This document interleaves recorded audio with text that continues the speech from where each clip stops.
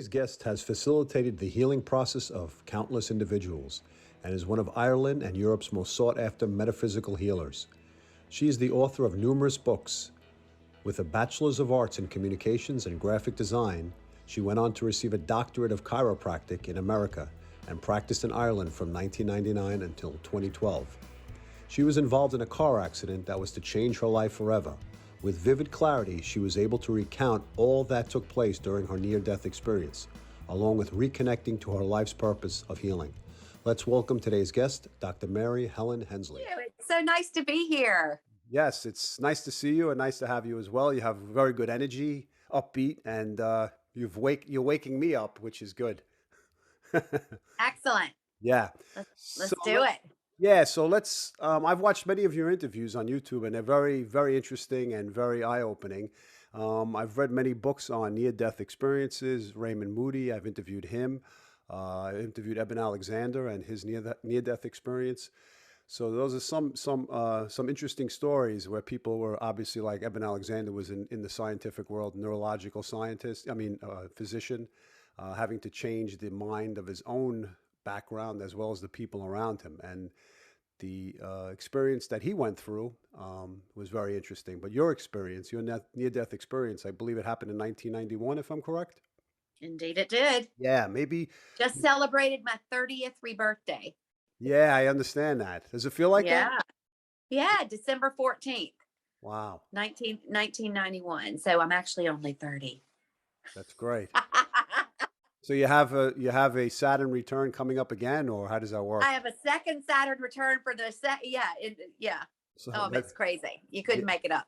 Yeah, so maybe you could just describe the experience first of all, because I for one, for example, the reason I became interested in this because of my own particular journey of questioning my mortality and looking into life and understanding what happens after this, and how everybody's living for the here and now, and they want to take the money and run without ever understanding that maybe there's more to it than just the present moment and the material items that we try to possess and attain. So, shoot. Well, I'm going to give you kind of the Cliff Notes version leading up to that, because it's not like just all of a sudden, right. Bang. So it actually starts pre-birth, because it was an interesting thing. I'm from the South. Obviously, I live in Ireland, but you can tell I got a lovely little Southern twang going on here. So I grew up in the foothills of the Blue Ridge Mountains of Virginia, and I was a preacher's daughter. And so I grew up in that kind of Southern Baptist. We weren't holy rollers. My dad was a big football star and a football coach. And so every Sunday in the pulpit was about sports. So people loved his sermons. I grew up in a very positive, motivational kind of environment. But when it came to Christianity for him, it was serious business. There was a heaven, there was a hell, but he never preached from a space of hell. It was always, we're getting you here. You're going to heaven because we're going to learn this. We're going to work through this together, and we're going to find our way in. Right. So it was really interesting that way. So that's kind of the background that I grew up in. But my parents were in their 40s when they had me. So I was the fourth to come along. Like, I have a brother who's in his 70s. When my mother found out she was pregnant with me, everything was okay. But in the first trimester, they got called into the hospital, and it turned out she had the German measles. So back in the 60s, that was not the same as if you were told that today, right. Which would be no big deal. Back then, it was kind of a certain poor outcome for the child. And, it was like they were basically told, you need to go home and get your head around the fact that the child's going to be special needs in some way, shape, or form. Something's going to be missing, or we're going to have some intellectual issues, but something is going to be there. You're not going to get out of this without that. And so my parents were like, whoa, and they go home. So what's interesting is that my father has this visit during that time. And so you would think for the preacher, he would have like an angelic visit, or he would talk about like the Holy Spirit or something like this. Right. But he had to say he had a celestial event. He was visited by two celestial beings. Like, we're not going to go as far as to say like ETs or aliens, because he could not, that's not even in his world. Right. Right. So he just said, if they were angels, they didn't have wings. And this certainly wasn't anything like my impression. They looked human, but they weren't. And so basically when they came in, they're like, listen, not only is your daughter going to be okay. And he's like, daughter, because remember, this is the late 60s and we don't have ultrasound telling us the sex of the child. Right. And he's like, not only is she going to be okay, but she's going to come in with some unusual abilities, and your job will be ... to help foster this along. So, lo and behold, I'm born, and there's no, no visible issues anyway. I think people would debate my sanity over the years, but, I come in and everything's good. And so my parents are like, whoa. So anytime from the time I was tiny that there was an issue, my father always said, don't worry, you're promised. And this was how he would describe this event to me, that it was meant to be this way, and then this happened, and now you're promised. And promise means you came here for a purpose, and you will stay here until that purpose is complete. I have absolutely no fear for the safety of your soul. And so he always dealt with me with a real certainty, that kind of way. Right. So the other thing, though, that happened, in this visit with these celestial beings is that, they're like, okay, she's going to have some unusual abilities. So now you can imagine you got this, this miracle child who was a surprise anyway in your 40s coming in, and they're like waiting with bated breath, like, what is she going to levitate? What's going to happen here? What's this kid going to do? Right. And so finally, when I'm about 4, this is when it starts kind of unfolding. And so my dad's about to unravel at this stage, and I get called in for what I tell everybody, I call it the kitchen table talk. And my dad, big football player and the big, deep booming voice. And he sat me down at the table and he said, Sugar, do you know the difference between alive and dead? And, I'm 4 years old, and I'm like, I guess, And so what had come to pass was my best friend in the world at that stage was my grandfather, Judge, and Dr. Garland Clark. He was a medical doctor. He was a surgeon from Kentucky. This was my mother's father, and he was my best friend in the world. Like he treated me like folks, he taught me, he played with me. He was just awesome. And so he would tell me stuff about people and our family. And like, I had a tiny little doctor's kit when I was little. So always been interested in the body because of him. And so, he'd tell me stuff. And of course I would go tell my mom, I'd tell my dad, and, we'd talk about that and all. And so finally my dad couldn't take it anymore. And he sits me down and explains that Judge has been dead since I was 1. And did I know the difference between alive and dead? Because some of the things that I was saying are things they knew were true. Wow. But at the tender age of 4, there's no way I could have known they were, were true unless he told me himself. So that's when it all kind of started getting a little freaky. So those conversations were actually in visual or in actual? Yeah. Oh yeah. No, he's like a hologram. Okay. Do you know? Yeah. Do you remember that show? You remember Quantum Leap? Yes. Remember that? They had nothing on me. That's my childhood right there. Like that hologram talking, it's like, so I'm looking at you right now. Right. And I'm presuming that wherever you are in this beautiful world, that you're sitting there and there's that plant over there. And I see that clock on the wall. Like I'm taking for granted that that's real time, the same as the environment that I'm in right now. Wow. But the way you're presenting to me isn't real time. You're on a flat screen. You're a bunch of pixels in a projection. Right. And we're communicating, though, as I speak, you're replying. And so it's just another form of reality. So as a little kid, if you see somebody coming to you and they're talking to you just like you and I are talking, why would I think that's anything weird? It just was the way that Judge and I talked. It's not the same way that my brothers and my sister and I spoke, or my mom and dad spoke to me. It was just different. And I knew I could pick up a phone and I could talk to my grandmother in Kentucky, and all she was a voice, but she was still real to me. Right. So, I'm beginning to develop this understanding that, that the way that we live in this multi-dimensional, world that we actually live in, it's not something that's outside of it. It's happening around us all the time. It's just that we forget about that. But now it's becoming a lot more evident with the way we're able to interact, with the net and with things like this, with, FaceTime communication.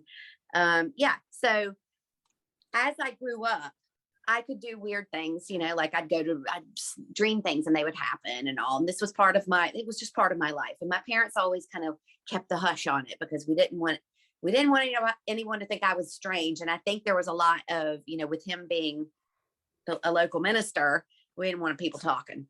And Interesting. so that was kind of how that was handled. So my siblings didn't even know. And so as I grew up and I became kind of, a self-conscious teenager, like every other teenager, you don't want to be the girl who talks to the dead people. So you don't talk about it. So by the time I got to college, this was something that I was extremely adept at. It was I couldn't deny the skills that I had, but I was very stealth about sharing those with anybody around me. So I get into college and it's the first time I've ever shared a room with another person. So now I have this new bestie in this college. And so she finally cops on eventually. She's like, you don't ever sleep. What is this? What is this? What are you doing? Because so much of my stuff would happen at nighttime. I catnap during the day so that because I'd never been in the same space like that with somebody else. And I was like, oh my gosh, what if something happens and she sees it, So I was a catnapper and I didn't sleep at night. And so she finally starts to realize. And so she was kind of the first person I let the cat out of the bag to. And she was like, oh my God, that's so cool. And we were cheerleaders. And so she's like, do you know the score of the basketball game? And I was like, yeah. And so we'd write that down and we'd go cheer at the game. And then we'd come back and everybody come to our room for beers, and then we're like reading the scores of the games and everybody's like, oh my God. And that was it. That was my service to humanity right there. Right. Right. So now we step forward. I graduate from college and in the South, when you're dating somebody, you're going to go to their hometown and, parents are making preparations. They're picking china patterns and doing all that fun stuff. And so off I went to Charleston, South Carolina with my college sweetheart. And so it was December 14th, 1991, and I was on my way to a Christmas work party. So I've only been out of school 6 months at this stage. So I've literally been in school all of my life up until then. And I'm working in a sign company because it was the only job I could get. And I was mopping floors, and it was a wonderful experience because I learned how to be in business from the bottom up. And I'm on the way to the party. I'm just at a stoplight that's at a major intersection, less than 2 miles from where I was living. And it was so cliche, it's not even funny, that statistic. And, that most major accidents happen within under 2 miles from home. And there I sit and I'm at that red light, and I was at it for its entire cycle. And I'm going to pull across Highway 17, across the oncoming traffic, and go to turn towards town into the other lanes of traffic. So my light turns and off I go, and I make my way across those lanes of traffic until I get to the last lane. And I look and I realize, oh gosh, there's a car that's barreling towards me and it's not stopping. And so sure enough, this guy, he was 81 and he was trying to floor it and get through the red light before and didn't see me. And so it was at that point that everything just slowed down. Like time just, it didn't stop, but it crawled to a snail's pace. And I'm sitting there fully aware I'm getting ready to die. Right. And there was no horror or no fear, no nothing. It was very matter of fact. Only what was very, very apparent to me in that moment was, oh, I get to decide how I'm going to do this. There's a choice here. So I can either stay inside my body. I'm now already beginning the process of realizing that separation. Oh, I'm not that. Oh, yeah, I'm not this body. The same way I'm not this car. I'm the driver occupying this vehicle, and who I am is occupying this body. Oh, yeah. And it's like, it's already starting that process. And so I'm like, okay, do I want to stay in the body? Because that's going to hurt. He's going fast. Do I need that experience? No. Out I went. And so there was this sound, and it was like a droning sound. I always describe it like the sound of a bagpipes, a low drone. And I have since discovered that that's what keeps the soul, the spirit, the essence tethered to this experience, to the earth plane, to the 3D arena. The frequency? So frequency. The frequency, yeah, okay. Yeah. So thus is born my love of frequency and all the work that I do with frequency in that moment. Yeah. Yeah. Oh, yeah. So I'm up and out, and now I'm looking down, and everything speeds back up again. So what's really weird about this NDE is that the death happens and the spirit comes out and looks back and realizes that the body's dead. I was out before my body was dead. So I witnessed my own death. Right, And I right, think right, that's really wild, right? right. Because in that moment, like everything, imagine everything you've been taught in Sunday school has just gone out the window, right? And I'm like, oh, this is awesome. I know exactly who I am. I know who I was. I know I was in that body, but I don't have any attachment to that body. And like I've said it a million times, I liken that experience to being outside in the heat, cutting the grass, sweating, doing the garden, and you finish after a long hot day and you go inside and you peel off those nasty clothes and you throw them down by the washing machine and go have the best shower ever. The last thing you're thinking about, excuse me, is the dirty clothes. Sorry, let me get a sip of water. Go ahead, go ahead.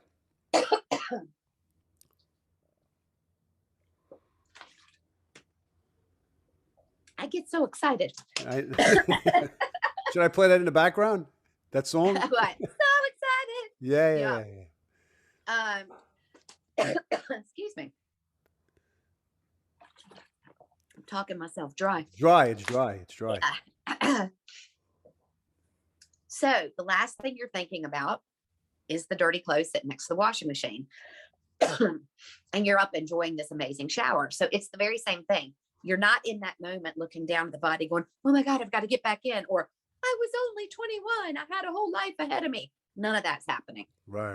You're literally already moving so quickly through the separation process and the understanding of, oh, I chose to do that. I remember that. I'm coming up and out. I'm good. I'm done. Everything's safe. It's cool. But I stayed around long enough to watch what happened. So I see the car spinning around the intersection. I watch my head go through the window. I see my neck break. I see the seat fold up under me. The glass blows out of the windows, and the car spins to a halt in the middle of Highway 17. So now all the traffic has come to a halt. What was really bizarre is Charleston at that time, there was probably about 350,000 people. The girl that I lived with in college was 2 cars behind me. Wow. So why she was there on that day at that time, have no idea. She was my suite mate, this girl, and she just happened to be there and witnessed the whole accident. So I'm up and out watching this, but now all of a sudden, whoop, I connect in and I see someone I knew there. So I watch her get out of her car and recognize my car. And then all of a sudden I could feel everything she was feeling. It was incredible. So it's like being able to observe and immerse yourself into somebody else's pain of an experience in which you're just completely detached and an observer. So she's invested in my death in that moment and I'm not. So I'm experiencing that via her emotion, which was wild. So at that stage, somebody came in and they put their phone number and name in the front seat of the car. And then a guy in uniform came, reached in the passenger side, turned the keys off. And I watched him do that and talk about the engine blowing. And by the time they got there with the equipment, with the jaws of life and all that kind of stuff, I was gone. So that sound is now. I just wanted to ask you, how high above your body were you? I mean, is there a certain height? High. In other words, you could see a panoramic view of the area, or is it just the specific scene? Yeah, a couple of stories, Okay. Yeah, a couple of stories. So all of a sudden, while I'm watching the rest of that happen, the sound changes. And this was what was so fascinating. So it goes from that kind of amazing, haunting, low drone, and I can now feel the next set of frequencies. So it's like I was becoming them. And so everything in my spirit, my being, is speeding up, and I can feel this. I'm part of this. And this is where I think a lot of people have the tunnel of light experience. But for me in that moment, it just boom, I was there and then I wasn't. Right. And so next thing, I am in a different environment, and the atmosphere in this space was palpable. I could touch it. It was part of me. It was singing. It was colors we don't even have here. oh man, it was just, it makes me still, I've told the story 850,000 times, and I get to this part and I'm like, it's just incredible what we land in, that space that we land in. And you could stay there as long as you like, just floating there, and it was just like the balm that was soothing the experience of what you had just left behind, So there you are, freshly dead, floating in the space in between. And it was amazing. Was there a life review at any point? Oh, absolutely. Absolutely. So while I'm in that space, the next thing that happens is that the atmosphere in front of me starts taking shape. And so from the time I was tiny, my favorite human beings were elderly people. So like other kids would be like off playing with their little friends and all this. And I'd be like, let's go to the nursing home. I was that weird kid who I just want to hang around old people. I love them. But you also have to remember, I've always been able to see the auric field, the energy field. I don't fear death. And so watching them and watching the processes that were going on around them and all the people that would be around them when they were getting ready to pass and all, like I found that fascinating. Right. And so I spent a lot of time with old people. And so it would stand to reason that out of this atmosphere stepped these two really, really old guys. And so they waited and I waited and I looked and I was like, I know I'm supposed to know who these guys are. And I didn't have a clue. And so they just waited. I don't know how long it was. And then all of a sudden it was like the light bulb went on and I was like, oh my God, these are my guardians. Oh, we have guardians, guys. These are my guides and they've been with me since I've been me.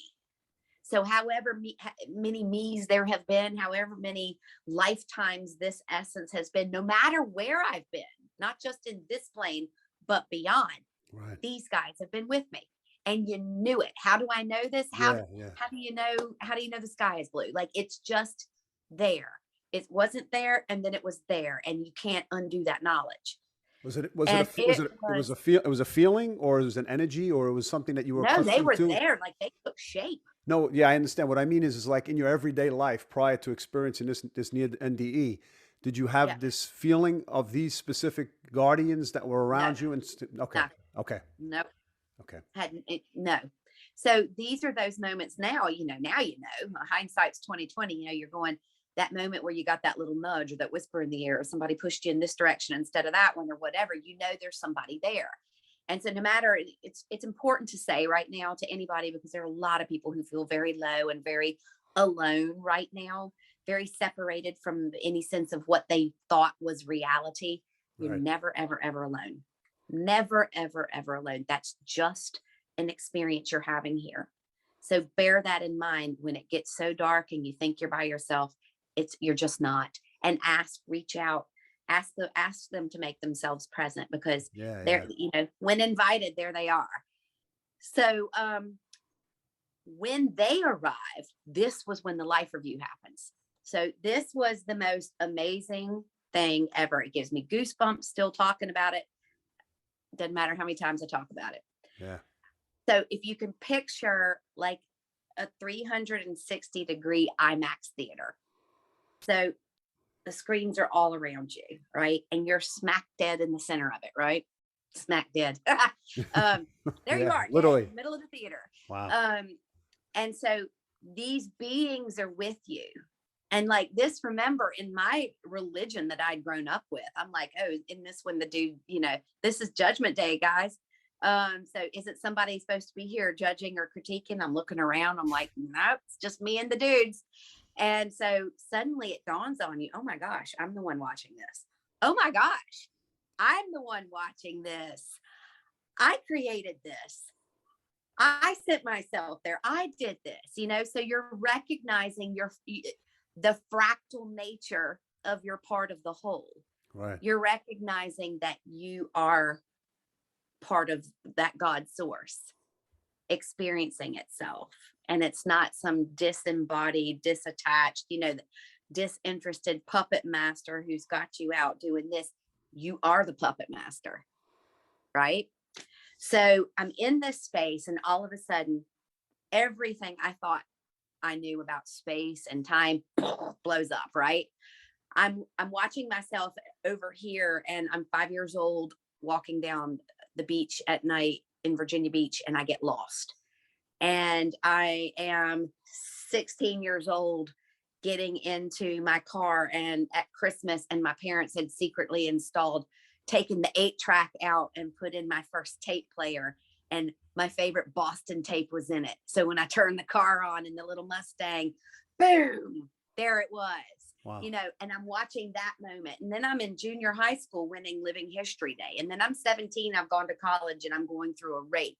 And then I'm 11 years old and my dog is dying. And then all of this is happening simultaneously.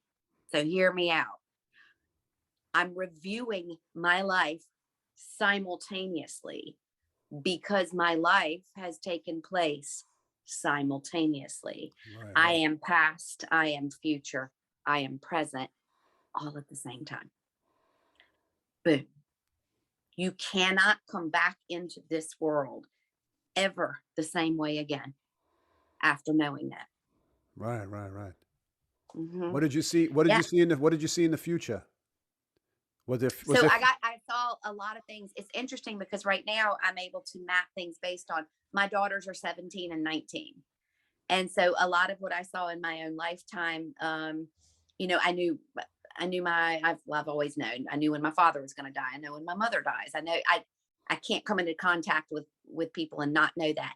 It doesn't hit me so hard anymore because I get it, Right. But I would see events based on the ages of my daughters, so I would watch how life unfolded for me and for them. And I could timestamp how old they were in those events. So, so guys, if anybody thinks it's end times, you're wrong. Right, right. But not Yeah. the NDE itself, were you on the incorrect path in order to have to experience this NDE itself, or were you being awoken to put yourself on the path that you needed to be put on? Good question. Good question. Because, is there a right or wrong path? They're just different paths. Okay. But I had come in specifically and created a challenge for myself. Right. So, I rock in and I've already been heralded by these celestial beings, right? And I come in with these bizarre gifts that could really actually do a lot of good in the world. And I had created a challenge for myself, which was I'm going to get to adulthood and I'm going to know what to do with these things. I am going to be a steward of humanity. And guess what happened? I was not a steward of humanity. I was a beer drinking college cheerleader having the time of my life, right? Nothing wrong with that. But I couldn't make that next turn without going through this experience.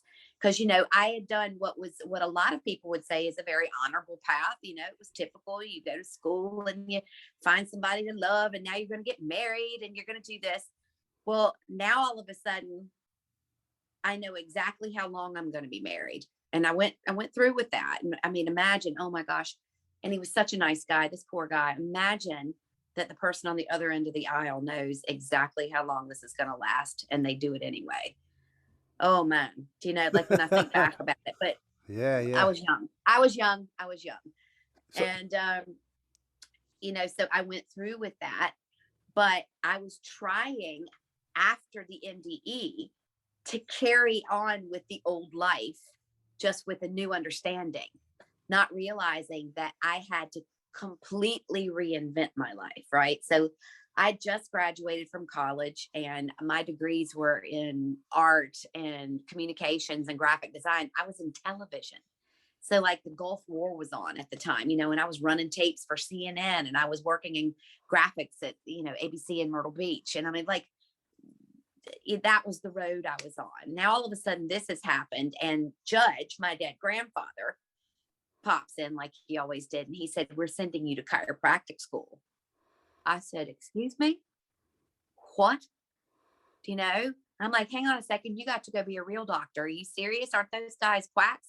No. And he's like, "You'll understand. You have to go and learn a vitalistic." And I'm like, "I'm sorry, what?" A vitalistic philosophy towards life, where you understand how the mind, the body, and the spirit works, because these special gifts that those guides told you were going to come back in with, they're going to be popping up here shortly, and you need to know how to use them. And they're based on vitalism, not mechanism, which is the way the allopathic medical world that we live in now operate. Oh, something's wrong in the body. Oh, we get a little temperature. Let's take that down immediately. Let's drug that. Let's remove that appendix. Let's do everything pieces and parts, mechanics of the body, Um, whereas the philosophy of chiropractic, the way that I was taught it, is one that incorporates an absolute intricate relationship between the mind, body, and the spirit. And it's quite fascinating, so it's the structure of the human frame and how it houses the nervous system, and how the nervous system is actually communicating, as I learned, via the vagus nerve, and the vagus nerve is like a FaceTime live. That's Right, how right, it's right. translating those back up. With people love to talk about the Akashic records and all that. Well, how that information gets up there is a live feed from the vagus nerve. Surprise. It's interesting So it's because I do really, readings myself. That's an interesting concept. Yeah.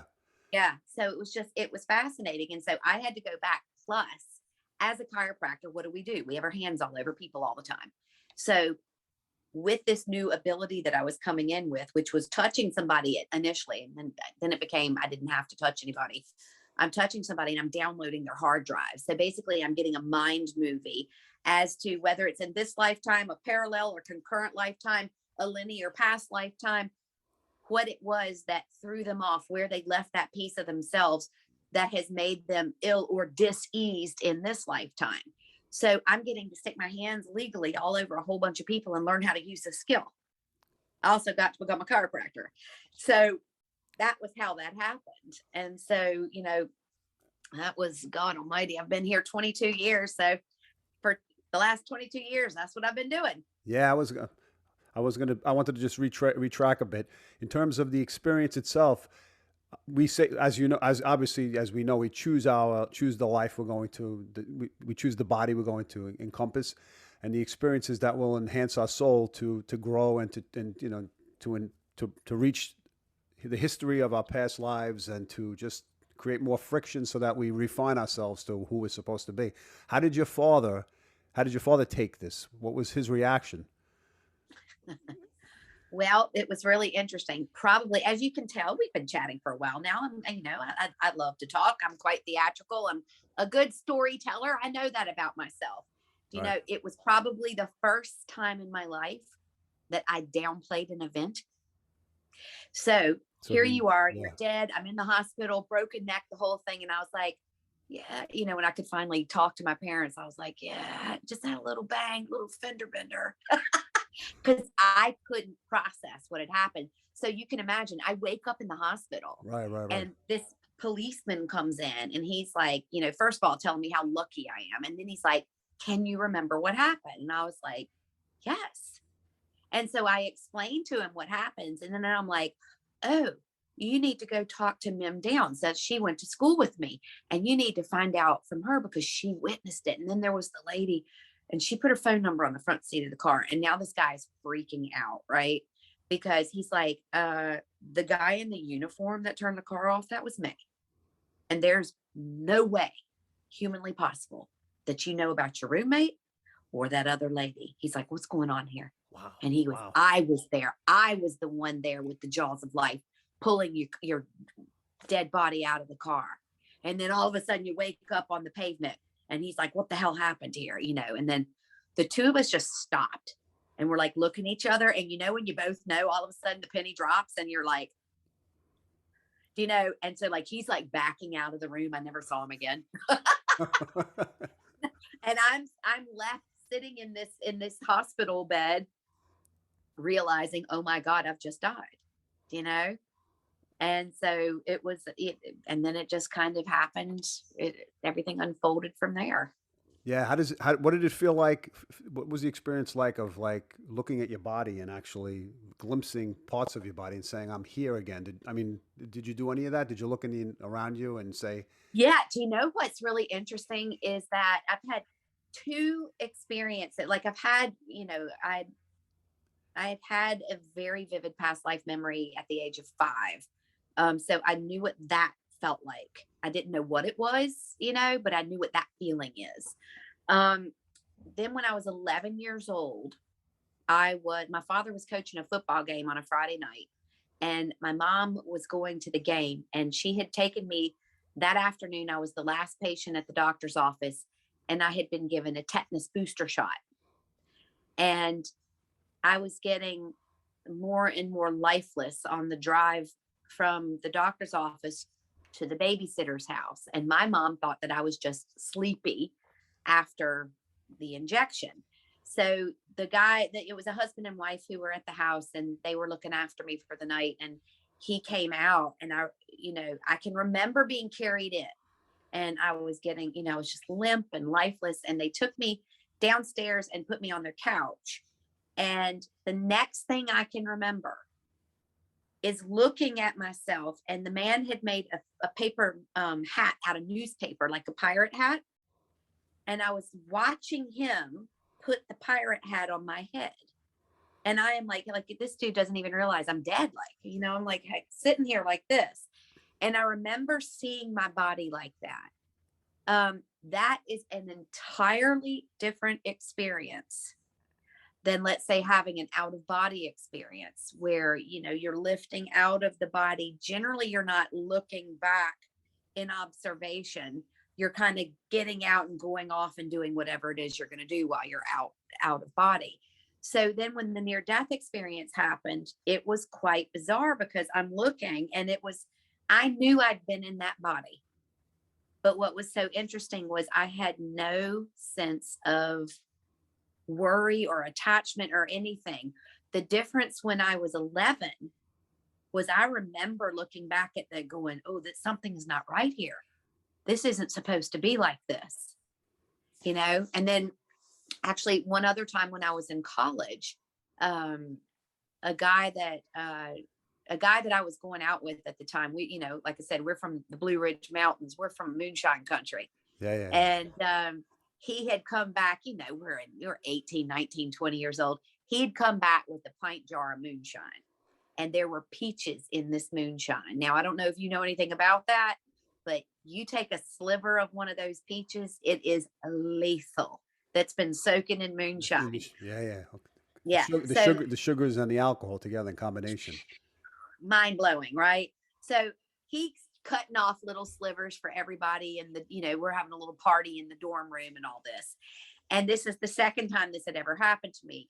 I was eating these slices of peaches, and the next thing I knew, I was in the corner of the room, and again looking at my body going, oh no, there was the feeling, I need to get back in there. Very distinctly different than a near-death experience where I'm coming out and moving further afield.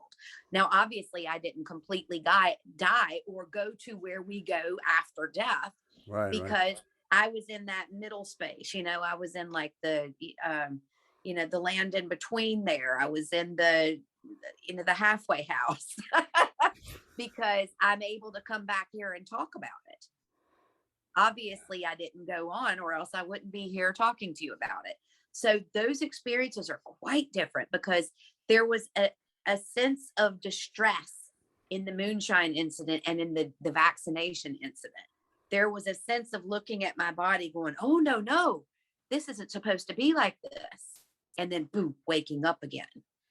And very, very different from that natural progression to, oh, this is good. I'm dying here. This is amazing. Until I get so far into the experience only to choose myself. Yeah. I'm not done here yet. Nobody else chose it for me. Nobody made me come back or whatever. I wasn't done. It's interesting, because what it seems to me is speaking to people who had near-death experiences, it's almost as if the person's at a very high level on a soul level. And in order for the person not to veer off course from that plan that is enacted for that person, there'll be everything will happen in a drastic way, and almost to keep them on the path of evolving to where they're supposed to go.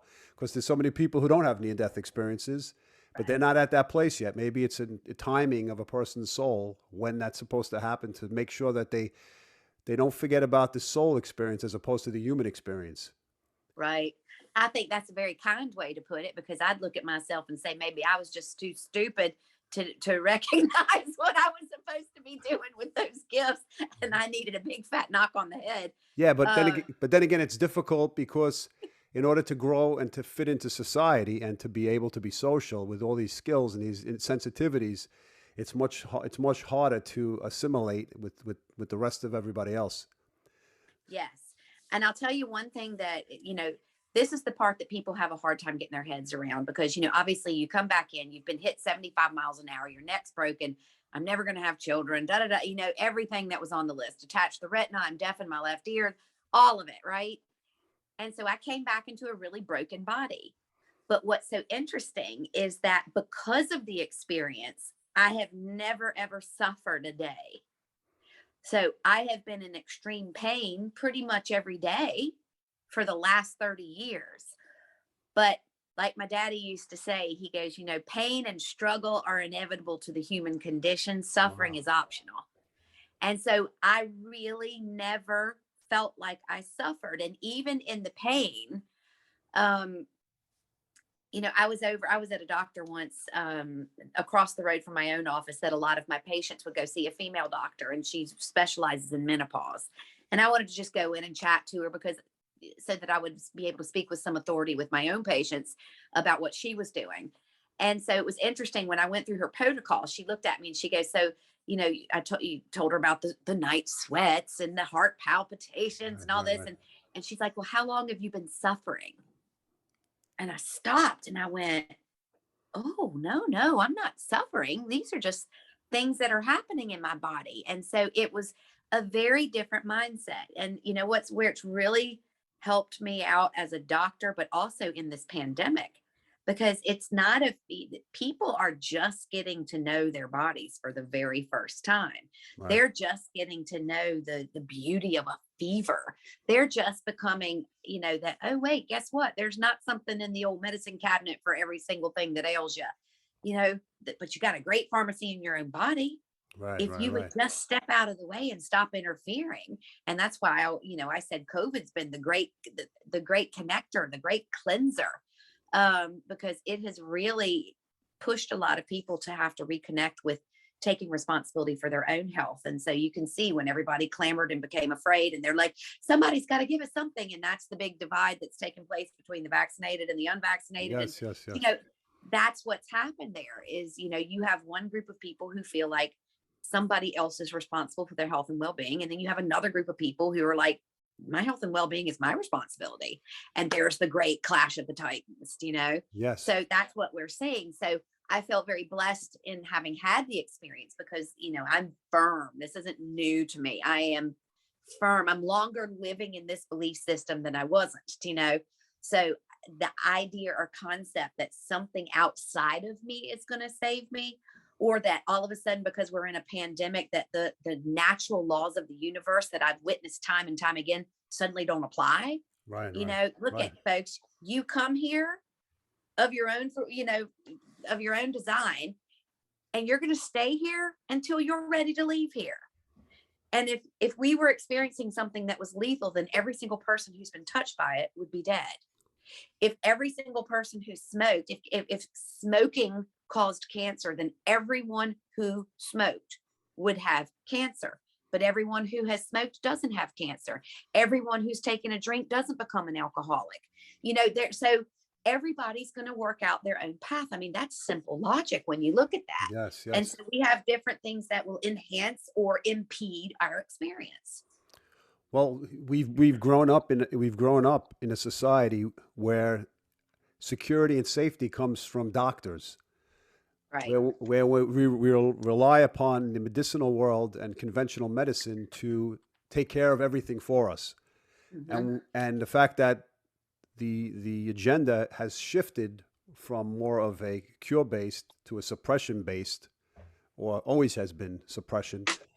But the sponge is now, as you said before, like during COVID, is like squeezing the sponge, and every little last drop that's in the last part of the sponge is now coming out.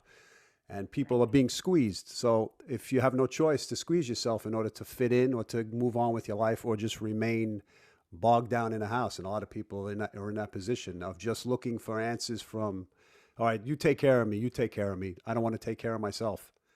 And that's a perfect example. What you said, it's the suppression is a cover up, or the pain is necessary in order for us to to feel and to grow and to change. And it's examples like yourself of having this large experience, which is a big thing. It's interesting. Most people say they don't want to come back, or they are very peaceful in the place that they're at. So it's just an interesting phenomenon as it relates to um, the subject of one of the audio books you did, which was the healing, which understanding. Let me just Understanding is the new healing. understanding is a new healing, and it's an Yeah. audio book, correct? Yes. Yeah. So as we're speaking here, we're trying to understand the traumas that actually take place, that actually are the illnesses that we suppress, that come out in a form of illness. So there's different frequencies as you speak for COVID and for cancer and For maybe everything. right. There's literally one for everything. Maybe you could touch upon that a little bit. Yeah, well, I mean, that was the biggest takeaway from the whole dead thing. Right. Is that, look, we're all just different frequencies sped up or say slowed down on the same beam of light. And that's just the way it is. And so you can manipulate. So this amazing healing power that I have, when you're in your early 20s and all of a sudden you touch somebody and their cancer is gone. Oh, wow. Wasn't that amazing? And then you grow up and you realize, hang on a second. Everybody's capable of this. I can facilitate. I can wipe the windows clean so that they can look out and see their own healing for themselves, so that they can be empowered to remember that they're able to do this. All I'm doing is reminding them, and so you evolve into this. And so I wanted to make this available in an easy way for people. And so I've worked for years with a music producer and sound engineer who was able to fine tune and hone these, because I could go, okay, here's what a pituitary adenoma sounds like. And I pitch it for him and he recreates it.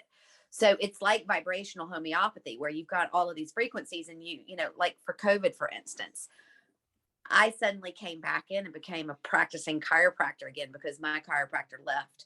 And I was like, oh my gosh, are you kidding me? Like, I'm 52 years old. I'm writing books and screenplays and I'm kind of done with this part. And in I came. And I spent the last year with my hands all over people who had COVID, who were terrified of COVID, who'd been vaccinated against COVID, who had not been vaccinated against COVID. And who I was able to pitch the frequencies for every single one of these circumstances. When you say and pitch, when you say pitch, explain that. I could hear it. I could tell you down to the decibel, Wow. the exact frequency wave that it is. And so I'll work, and then I'll give this to my engineer and I'll go, okay, for this, we're working with this. And then he layers in these different brainwave states and supporting frequencies for those exact tones. And now all of a sudden, voila, we've got a COVID frequency. So I had people who were listening to, and it's a free download on my website, maryhelenhensley.com. It's the first thing that'll pop up.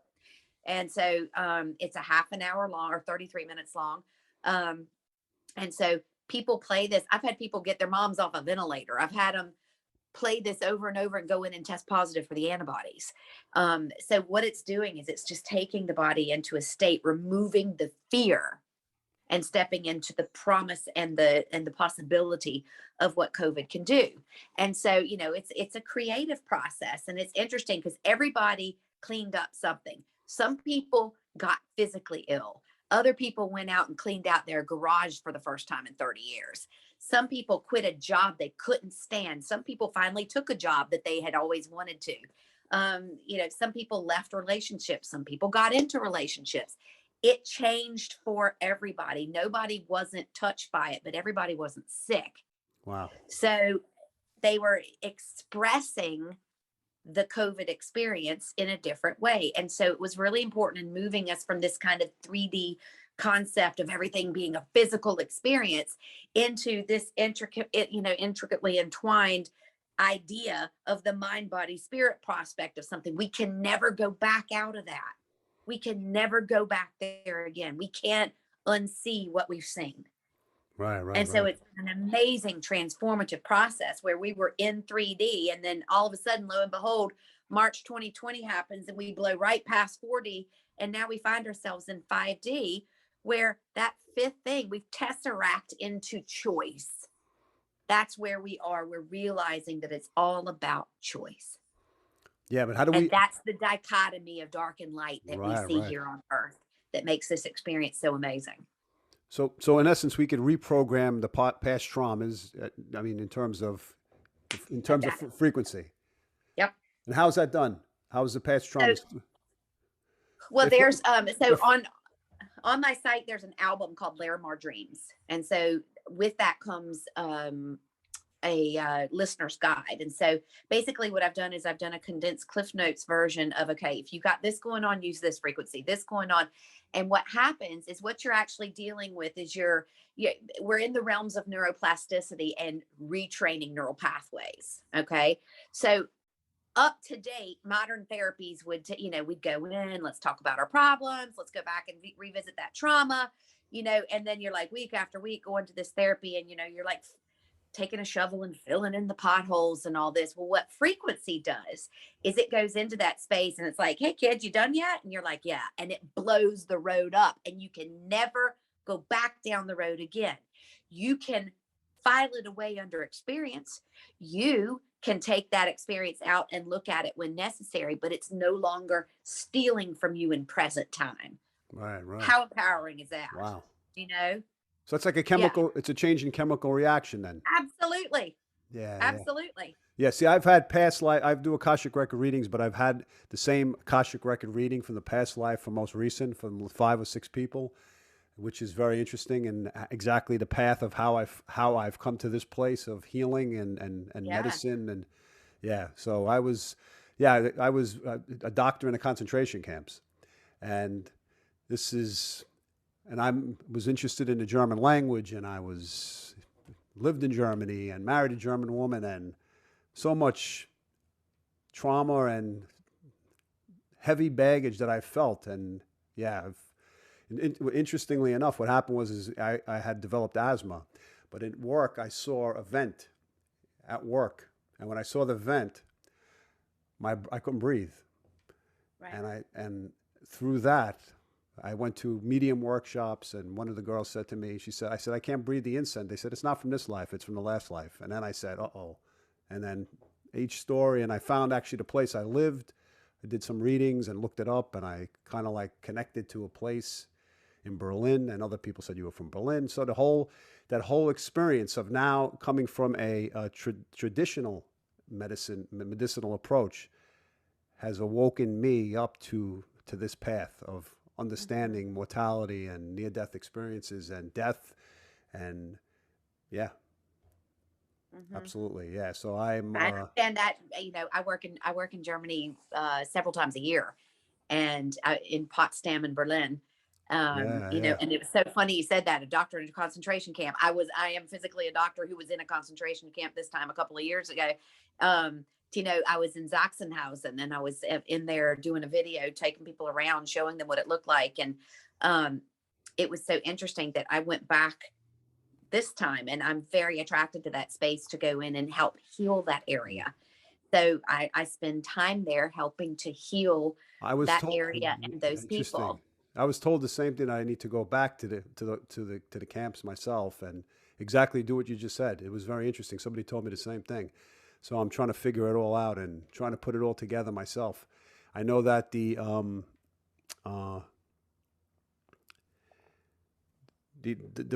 energy of it is very heavy, and it's been heavy, but it's been also interesting to see how something from the past impacts the present, as you say, with the past traumas and frequency.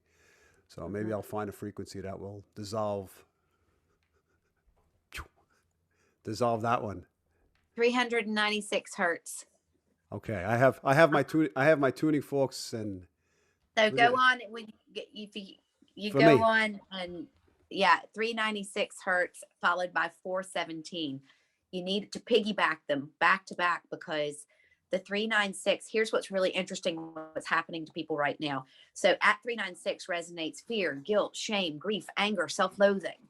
And what's fascinating is right now people are super saturated. They are so full that they can't take anything else.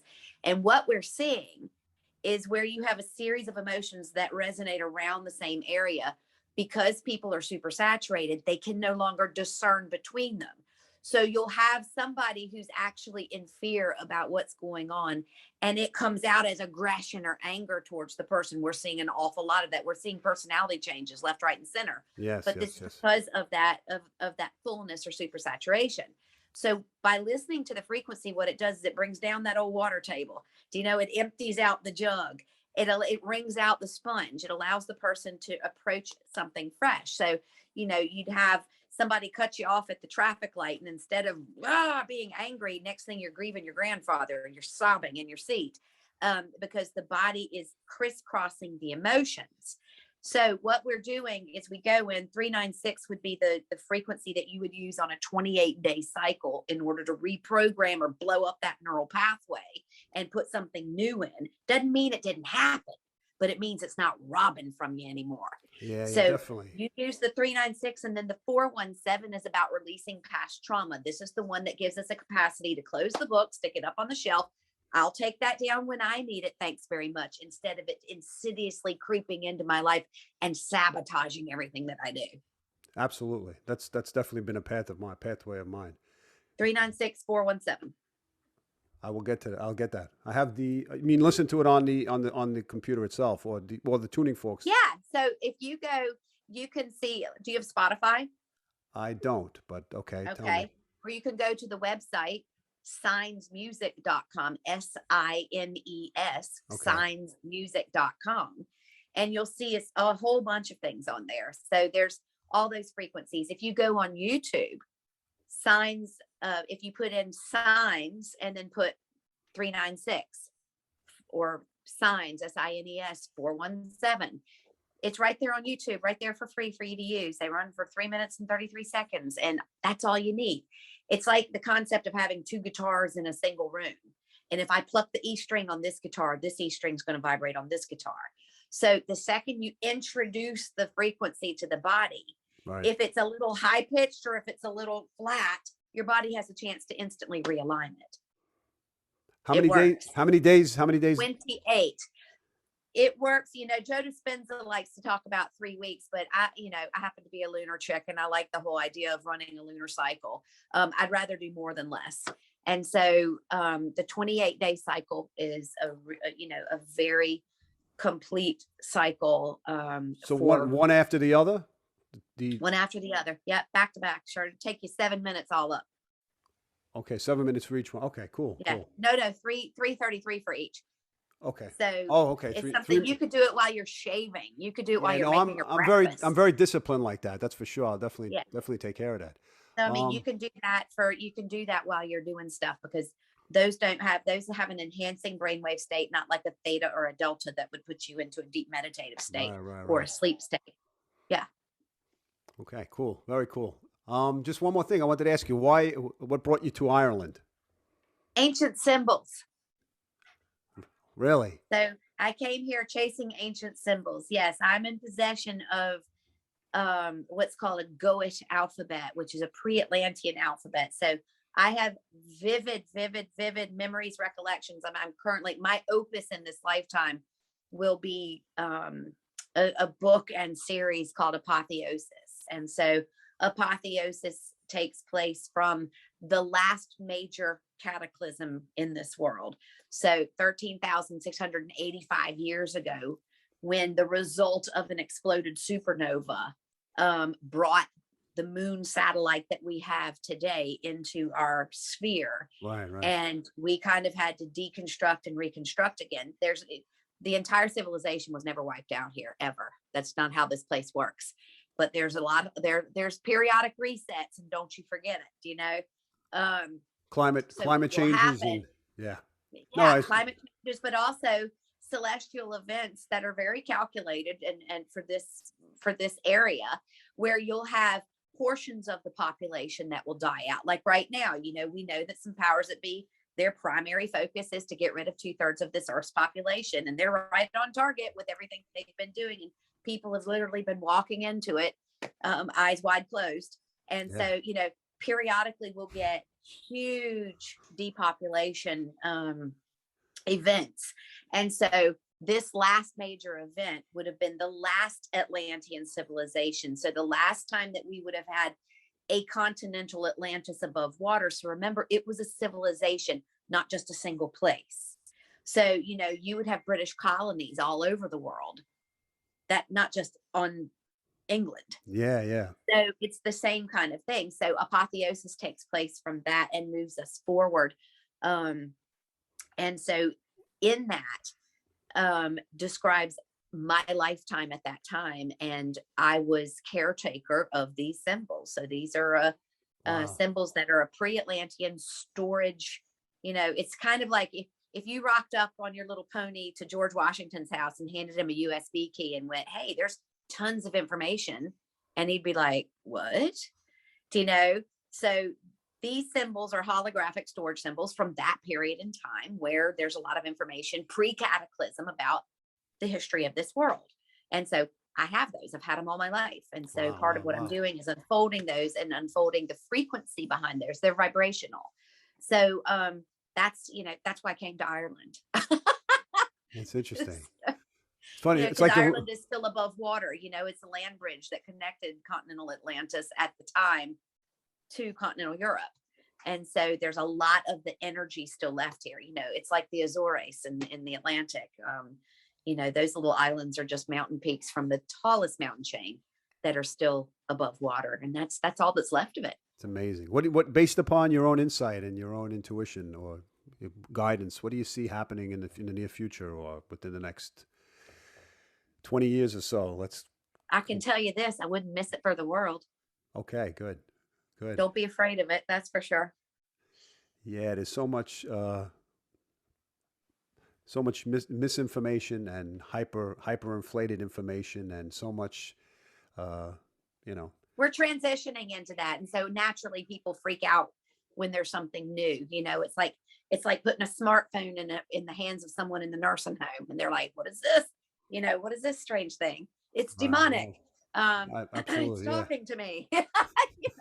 Yeah. So, it's right now we're in that freak out stage where people are just realizing, and this was necessary because, we had to do some weeding out of thought processes that were not going to carry us forward. And if you were trying to depopulate the world, who would you want? Those who comply or those who don't?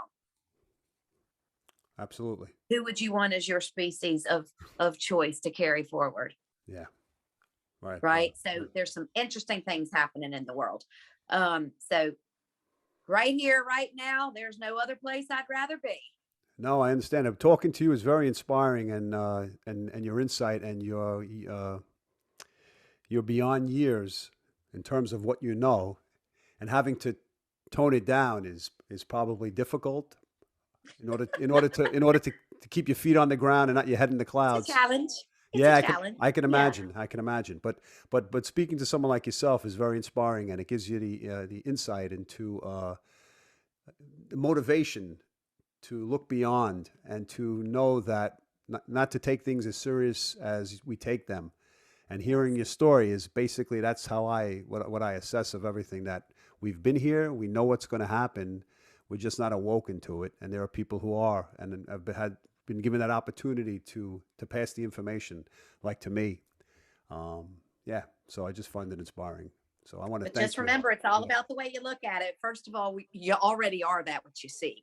People are seeking outside of themselves, this big spiritual experience and all that. And I'm going other way around, kiddos. You are this big spiritual experience that came in here to have a little fun in this realm. So let yourself have some fun. Stop worrying about stuff, because I can promise you guys, I wasn't worried about the electricity bill when I was hovering and looking down at my body. Right. So put stuff into perspective and priority, and remember what my dad said. There's pain and struggle is inevitable. That's going to happen. Nobody's punishing you. That's God not abandoning you. And it's so funny how people will be like, isn't God good when so-and-so survived COVID or this happened, somebody got their graduation, their diploma or whatever. And then when something bad happens, it's crickets. Right. We don't hear that. God is good. Well, if you're raised in a home of victim mentality or victim mindset, then that's the road. So you hearing that particular story from your father inspired you to realize that life is not easy, and whatever comes your way can be a struggle, and you'll overcome it. But there are people who, as I said, are victims, and they can't generate self-love, and they can't generate any type of, Exactly. yeah, any, And these are the yeah but folks. They're, no matter what you say to them that's motivational, inspiring, or prophetic about what's actually happening, they're going to have a yeah but to that. Well, yes, but in my case or whatever, I'm going, look, guys, yes, I have had yes, I've yes, had yes. cancer twice. I've been killed in a car accident. I've had a brain tumor. I've like everything you can think of. I've had it in this body. And guess what keeps me going? I wake up every morning, I do a little assessment, and I go, is the pain I'm in right now bigger than what I want to accomplish in the short time I have on this earth? And the answer is always no. Always. But that pain is a reminder. The pain is a reminder. The pain is just what keeps me grounded. Right, God, right, without it, right, I'd be right. floating off into the ethers, I think. But that the pain that I'm in is never, ever bigger than what I came back here to do. Right, right, right. It can either be an excuse or it can be a reminder. Right. But you were gifted with that experience to make you realize that. And And I've been shouting it from the I rooftops know. ever since, so that other people don't necessarily have to go to those extremes Right, to right, find out right. the same thing. Right, exactly. Yeah, so you're the messenger for this particular thing, as well as other people. That particular thing, yeah. Yeah, yeah, absolutely. All right, I want to thank you so much for sharing this time with me. Thank you. Yes, and it was beautiful spending the time with you. You're an Oh, enlightened you too. soul. Thank you so much. Yeah, and thank you for your insight, and maybe it'll help me with my path as well.